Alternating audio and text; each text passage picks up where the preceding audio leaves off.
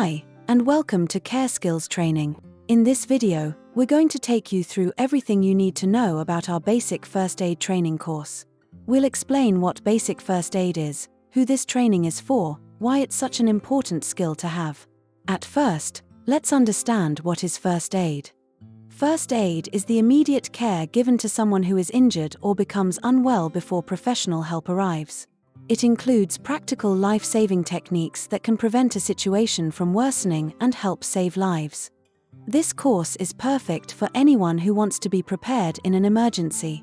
Whether you're a parent, teacher, caregiver, or just someone who wants to be confident in your ability to help others. So, why choose Care Skills Training?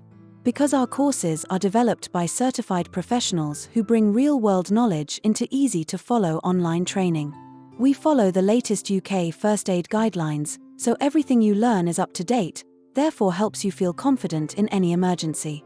In this basic first aid course, you'll learn essential skills including CPR, how to assist someone who is choking, how to properly manage bleeding and wounds, and how to treat burns using the cool, cover, and call method.